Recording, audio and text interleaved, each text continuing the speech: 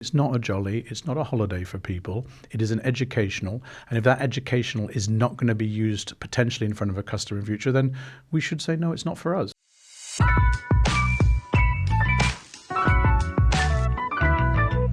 Hello and welcome to the meeting room. I'm Paul Harvey. Fam trips have long been a cornerstone of the events industry, a way to experience destinations, to build relationships, and ultimately to drive business. But in 2026, it's fair to ask, are they still doing that? The landscape has changed. Budgets are tighter, scrutiny is higher, and there's more pressure than ever on commercial value. At the same time, technology is making it easier to see and assess destinations without even getting on a plane. So where do fam trips fit now? In this episode of The Meeting Room, we're going to be digging into what fam trips are actually for, what really works, and whether they're still fit for purpose in the current climate. To help me do that, I'm joined by two agency leaders with experience of and opinions on fam trips.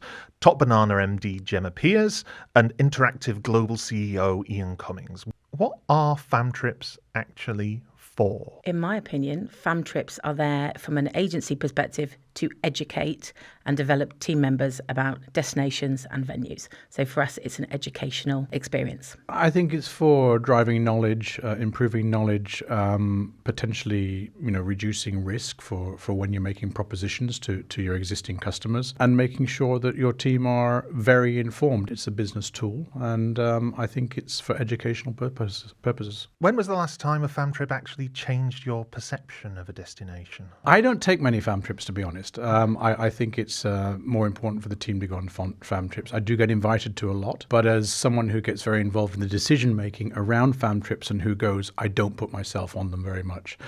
However, I was invited recently to Australia Next. Kelly Maynard from Business Events Australia has been very kind in pushing me over the last few years to try and get me down to Australia. And finally, I conceded and went down for that. That was a business event for a couple of days, and then Cairns was tagged on as a fam trip afterwards. That was absolutely fantastic. It completely changed my perception about Australia. It felt like a very different part of Australia going to Cairns in the tropical north, and what they built around it really changed my mind on potentially recommending two destinations. One, a business destination to start with, which could be Melbourne or Sydney, and then moving on to somewhere like the tropical north with Cairns. So it was really good for me. I came away with an incredible knowledge about what was possible, a different understanding of the country. And, for me, I ticked off a bucket list moment of doing a scuba dive as well on the Great Barrier Reef. So looking at some of the activities that could be built around it, it was absolutely changing for me. I should say, actually, that we were all on that fam trip together. Which is why we're probably sat here today. Yeah, and the first fam trip I've ever been on with you. Oh, okay. Which, considering how long we've known each other, is quite unusual, the first fam we've ever been on. Generally I feel a bit guilty taking fam trips because I think it's better for the team. Do you ever feel guilty about taking fam trips, Jemma? Absolutely. I completely agree with Ian, and I actually don't take very many. I normally do ones that are developed around a show of some sort, so I can get other business done as well in destination. I let the team go because I feel it's those who need the education. When I was coming up through my career, I went on more because that's where I learned, that's where I developed, that's how I honed the creativity around trips that I was doing. And nowadays, I feel it's really important that the team continue to do that and grow.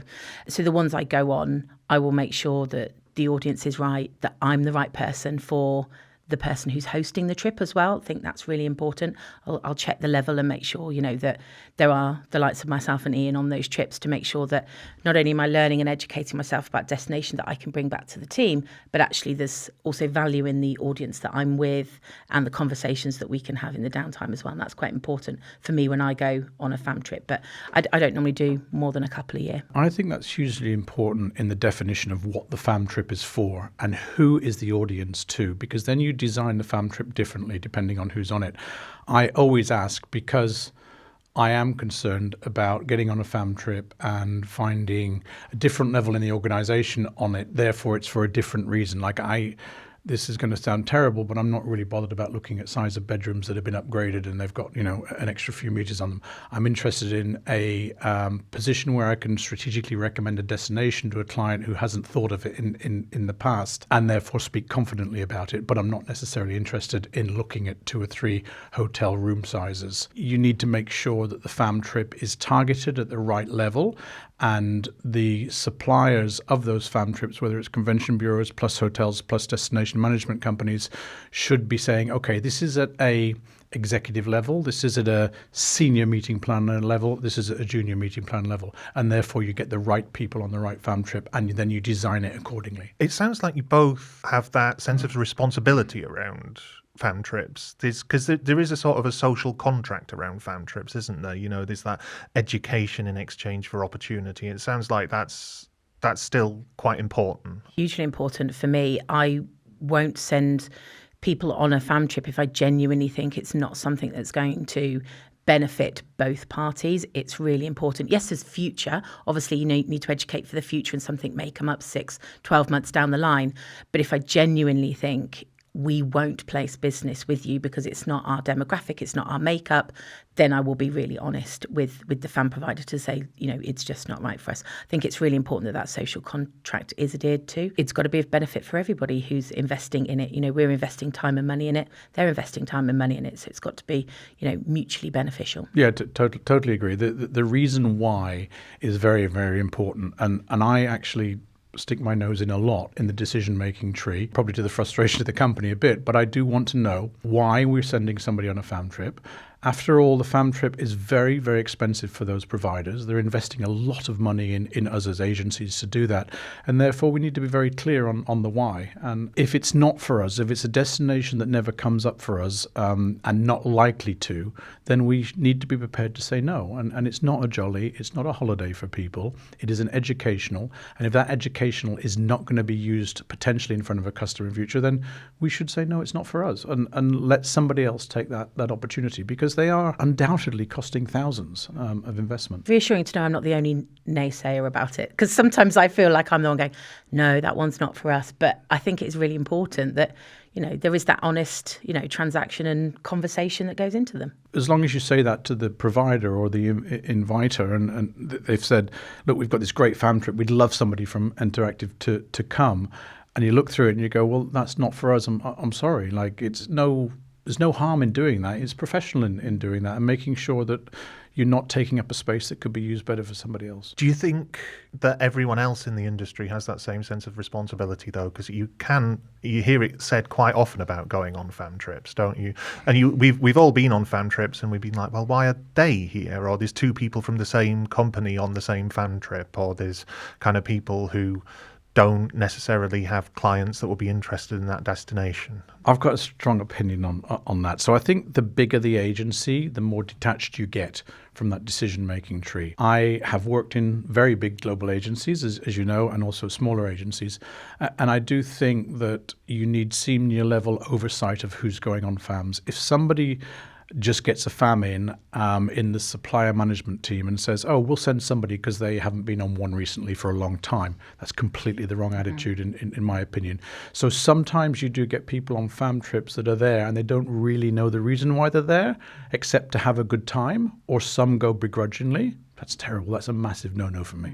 I also have the very strong opinion of the same thing. I think agencies have a duty to act with integrity on who they send. They absolutely need to be sending the right person for the right opportunity. I thought, maybe naively, that other agencies were acting with that type of integrity that I do, but I'm hearing more and more that that's not the case. We're hearing people from the wrong departments who aren't even client-facing going on these trips.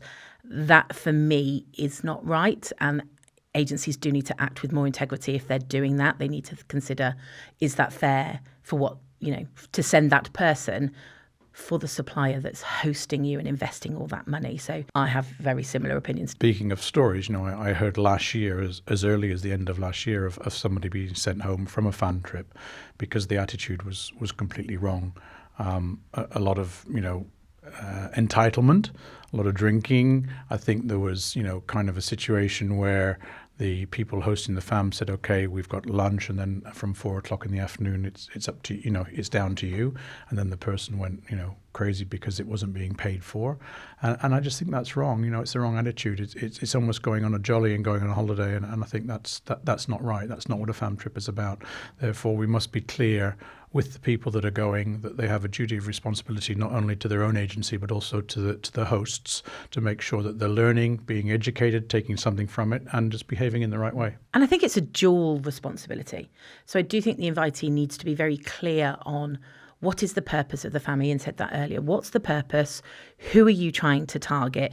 And what is your fam going to cover? So, for example, if it's a familiarisation trip that's luxury incentives, very high value trips, I'm not going to send somebody who all their accounts are large global conventions of 3,000 people plus, because they're never going to place that kind of business. So I do think there's a responsibility of those who are inviting to be very clear on, this is the type of trip, this is the type of experiences we're going to have. Please send somebody who has those accounts, has that portfolio, can make those decisions.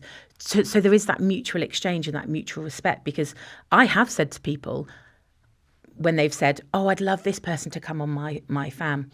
No, because they're the wrong person. But I will send you the right person, because I will send you the person who's got the clients, the right budget levels for the experience you're going to be offering. And I think that's really important, that the invitees don't feel that they can't be honest and open about what the experience and the level that they want and the type of buyer that they want.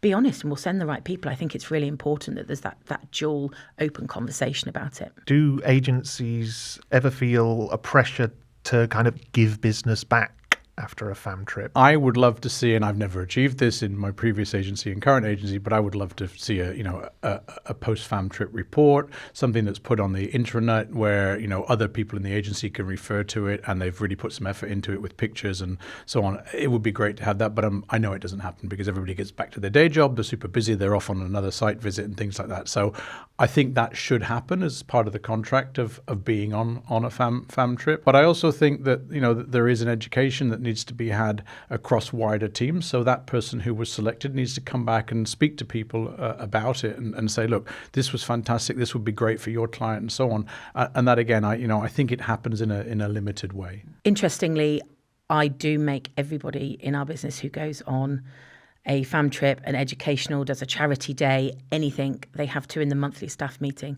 present back what they've experienced and what they've learned and what they've done. And they have to present to everybody in the company.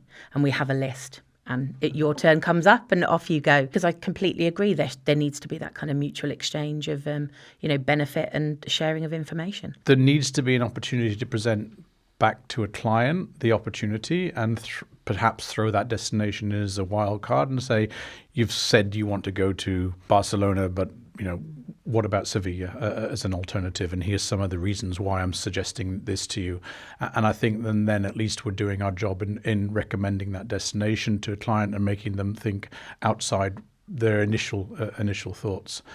I don't feel that there is a unwritten contract to book business. A fam trip is to get to know a destination, to understand what it has to offer, to make sure if you're going to recommend it to a client, you're minimizing the risk for that client in going to a new destination, etc. But you can't, as an agency, I don't feel you can be held to a contract to say, we've got to make a booking in the next 12 to 18 months. That's not the purpose of it, really. It's educational. And I would agree. And I think, the client side is really interesting part of this. And I've spoken to a few clients about their view on fam trips and what do they think from an agency perspective when, we go out for a week on these trips, etc.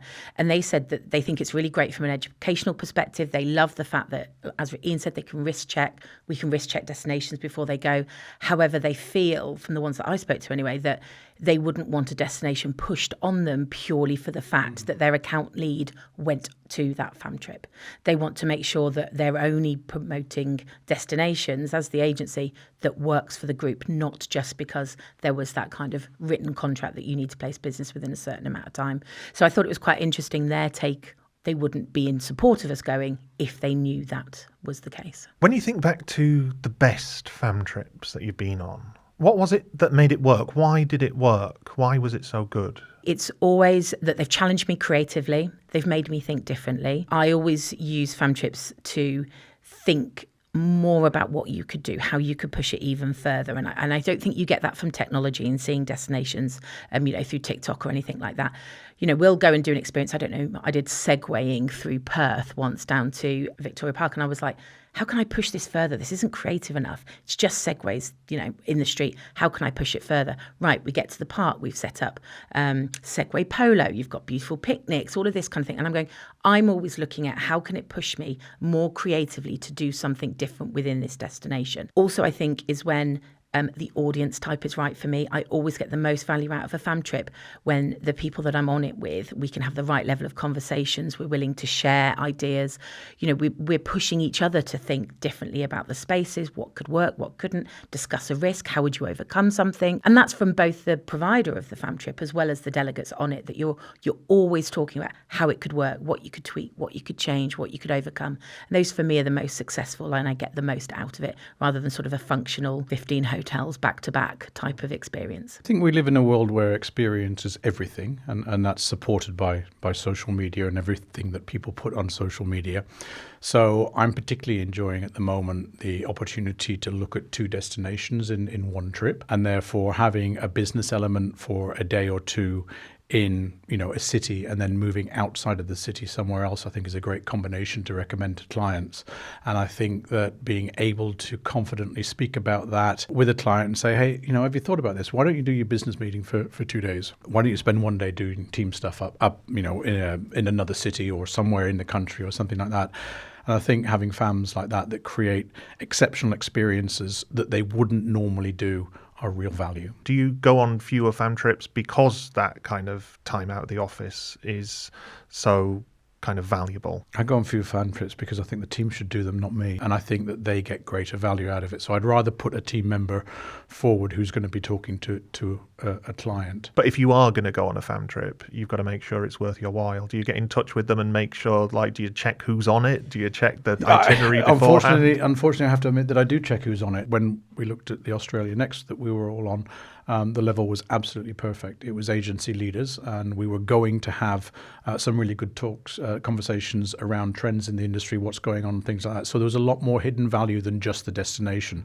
So yeah, I always check as to who's going on it. And most of the time, I end up saying, it's probably not for me. Exactly the same. I always check as well. And equally, I wouldn't want to put one of my team members in a situation where they're uncomfortable being on a trip with, a group of people where maybe the conversation's far too industry-related trends and problems, etc., when they're actually more just interested in the bedrooms and the logistical side of things. So I always check and I always make sure. And to answer your question in terms of, I suppose, the lens of how fam trips are viewed and us going on them and investing that time, I'm very cautious about how it looks internally. If the team are very, very busy and they're all on site delivering and I'm somewhere on a week in Australia, that lens internally isn't great for a leader, in my opinion. So I'm really careful about the timing of those trips, how busy we are, how it looks in our calendar, to ensure that internally as well, they're viewed positively rather than just, dare I say, someone on a jolly, which is how it can be viewed if you're not reporting back,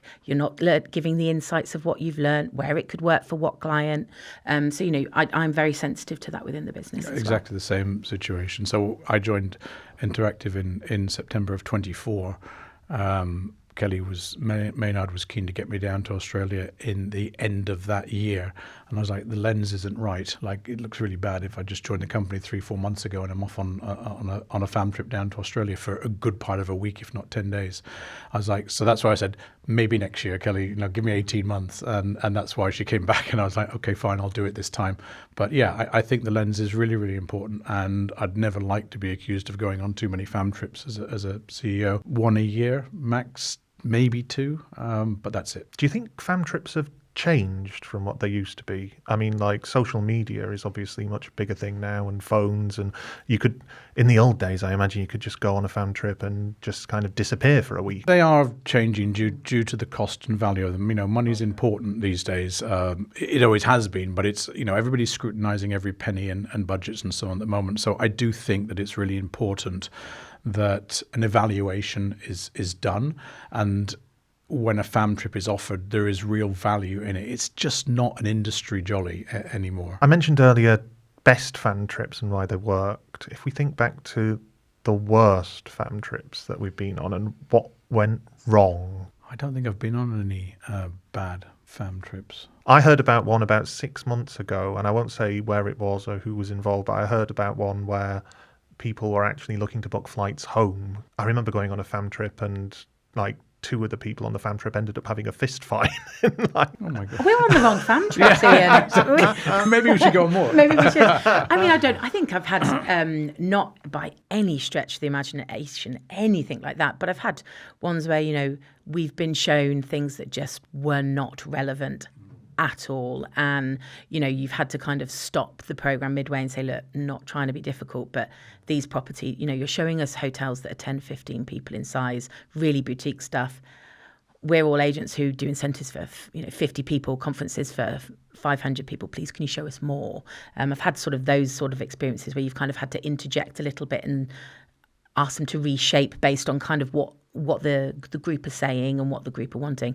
But I've never been on one where there's been such bad behaviour as that. I feel incredibly humbled to be invited on one in the first place. So I tend to go into it with a very positive attitude because I've already accepted to go on it.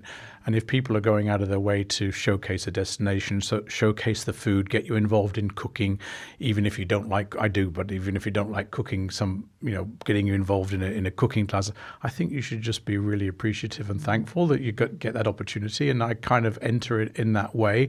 So it's rare that I've come away going, wow, I wish I hadn't done that. I've had some amazing trips that have been built onto conferences as well. So when I go for example, something like In Voyage, which I tend to do once a year, I tend to build some activities around that which give me a flavour of the destination. So it's not exactly a fam trip, but it's a business meeting with a fam element attached to it. So I really enjoy those kind of things. So you're always kind of looking to try to maximise what you can get out of any trip, really? Yeah, absolutely. I mean, we were in Sri Lanka for In Voyage in November of last year, I think it was. Never been there before, and there was an opportunity to cycle in Colombo. And a lot of people were like, "Oh, I'm not going on a bike in Colombo. You're crazy." I was like, "I'd love to." So we donned our helmets and we cycled around Colombo and stuff. And I just thought it was absolutely fantastic. It gave me a real flavour of the city, the traffic, the sights to see there, the temples and things like that. It was absolutely fantastic. So yeah, it was a great way to see the city, and that was an elective activity. So I'm always looking for things like that. We ended up looking at a rugby pitch in the middle of town, which I didn't expect at all in Sri Lanka. They said, no, there's quite a big rugby movement in Sri Lanka, and to get on this team here, and they're very, very good at sevens. And I had no idea about that. So I was like, this is really cool. It was so interesting for me when you all did that trip as well, because I was like following it on social because I had team on it as well, is that I went to Sri Lanka like 15 years ago. So to then see the pictures of how it had progressed, and we then had somebody come in and present, and I was like, this has gone. I always loved it when I went 15 years ago, but it's moved on even further. So actually destinations, you do need to go back again, whether that's 5-10 years later, because they do change and they do evolve. And they can offer so much more. So sometimes your perception is it's this. 10 years later, it's something completely different. So you do need to keep re-educating yourself on those destinations as well, and just trying everything while you're there and just being grateful to experience every little bit of it. We organised our own fam trip and paid for it ourselves after the In Voyage event. So there was a couple of suppliers who couldn't go on the scheduled fam trip because they were suppliers. So I said, okay, fine, let's just do our own. And there was 5 of us, and we paid for it ourselves. We got one of the DMCs to help us with it, which was great. They gave us a very fair price, which was good, and so on. But we went up to the north of the country to the UNESCO heritage sites, and we did a number of activities that were actually fantastic. Gave me a real feel for Sri Lanka, meant that I could speak about it very confidently in front of clients, but we actually paid for it for ourselves. And that was, I don't know, it felt really good. I was happy to do that. I never mind taking holiday or paying personally if it doesn't work for, business calendar or anything like that. I have no issue actually, because I go, I'm going to have a really great experience, meet some really amazing people, see destinations. It's also going to benefit my knowledge and the team's knowledge if I come back and share it. So I never have an issue kind of enhancing things like Ian said as well. I got to say, I mean, peeking at what you were saying there about being really positive about like all the experiences, like you have to be one of the most positive people I've ever been on a fam trip with. You threw yourself into absolutely everything. It was incredible. And you were constant. I remember turning to you, we were in a helicopter over Melbourne, and you kind of turned to me and you were like, "This is the greatest day of my life." I do love a helicopter. Yeah. And then 2 days later at the Great Barrier Reef, you were like, "This is the greatest day of my..." I was like, yeah, it is good. It was an amazing trip, though. I mean, for me, that was a trip of a lifetime, and I didn't know Australia very well. I was talking to somebody this week, and I said that my first trip to Sydney was 4 days, and it was good, and I came away going, yeah, I like Sydney, it was great, and so on. After that trip and the fam trip that we did, I came away going, I get it. I understand why people rave about Australia and say that they miss it and stuff like that. And this second trip proved to me why it's an incredible place, and the things that we did that, you know, you were part of. The vineyards, the food, the incredible food that they have down there, the opportunities for doing outdoor activities and stuff. I was just in my element, and I came away going, okay, I get it. I would always recommend Australia to potential clients if they were prepared to take that travel journey. In terms of the length of fam trips, shorter, more focused trips better, or do you need a long time? Depends on the destination and what the fam's trying to achieve, right? You know, I think you can do something really strong and condensed if you are tagging it onto, you know, an IMEX or an Voyage. You know, you can, because you're experiencing something within those shows as well. So you know, you're at IMEX for 3 days and you're doing evening things, you're experiencing things. A 2-day fam extension, you can hit quite a lot over that period. I think if you're going sort of somewhere more short haul, condense it as much as possible, make it quite tight, you know, get through it. But long haul, absolutely need to, you know, it needs to be longer. I do think part of it, especially if you're looking for a senior presence on your trip, do need to be considerate with the program in terms of we're also still trying to run businesses and we've still got teams who need to get in touch with us and call us and things like that. So being out from 7 a.m. and not back until 10 o'clock at night can be quite challenging for us, because we, you know, the team need a conversation or you know, that kind of thing. Sort of, so putting some little break points in when you're looking at that kind of seniority to go, okay, this is time you can go and do some emails, or we know you need to catch up on some work and things like that. I'd actually rather go 4 or 5 days and have some of that time built in to allow me to still do it, rather than kind of shoving a international into 2 days and it being far too intense. You know, I would rather look at how it's built in order to, you know, make it a really productive use of time, just personally. I like to test to see if they're prepared to give up one of their days of the weekend. It always amuses me when I see a fam in the itinerary and it means leaving Thursday morning, coming back Saturday evening, and therefore they're giving up the Saturday. And I think that's quite an important test to see whether they're prepared to do it and they're so into the destination that they'll give up their own weekend.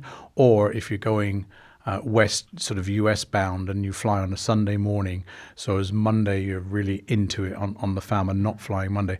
I feel that that's quite good, because again they can get back on the Wednesday and still finish off their week's work and so on. I think taking out a whole week for a fam is a really big commitment from an agency side, and sometimes when we're all flat out busy, it's pretty hard to have somebody out of the office for a full week unless it's, you know, their own holiday. Yeah.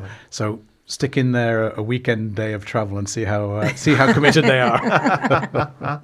It's funny you say that, because like if I get a fam that's over a weekend, I'm like, I don't fancy that. I don't want that. Like, weekends are kind of like, they're my time. Yes, yeah, no, I agree, and that's why I feel it is a little bit of a test to see whether somebody's really committed to it. Maybe I'm the other way, because I'm like, woohoo, that's 2 days away from normal life. I don't have to do football pickups. Yeah. I can have a fam.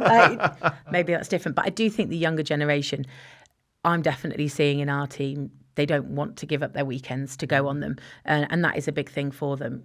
And you know, even some will say, well, do I get time off in lieu if I've gone on a familiarisation trip over the weekend? And that then opens a whole other conversation. So, you know, you really have to, I think, find the balance of the timing, the days of the week, what you're asking them to do. Is there one-to-one meetings involved, or is it just fam? How does that work? So I think there's quite a lot now of complexities to them that need thoughtful consideration from, you know, the agency leaders on who and why they send people. Is there anything that you think needs to change, or that you would change about fam trips? Yeah, I think that the continual evaluation needs to keep on upping itself all the time. I think, as we talked about earlier, who is the fam for? Which level is it for? I don't think that that's always properly evaluated or stated. I think the purpose of the fam needs to be very clearly stated, as well as to there are FAMs that are celebrating work that has been given to certain hotels or agencies, and you can be clear and just say, look, it's about showcasing the hotel, but having some fun with it, with some industry colleagues and things like that.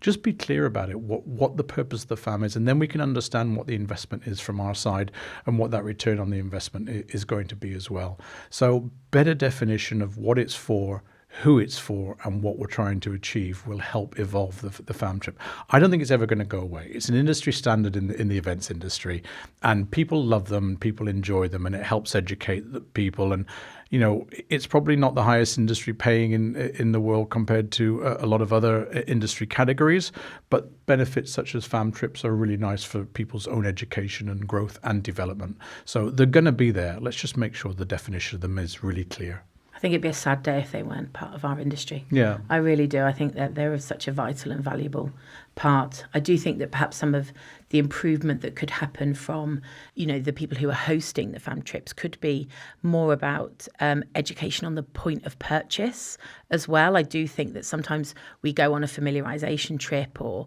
I'm hearing a lot about airlines don't necessarily want to, fund flights anymore because they don't necessarily get the end booking, but understanding where the point of purchase comes in. So for large agencies, sometimes we can't book direct with the airline. We have to go through another company, and all about flights or Eat and Travel or someone like that.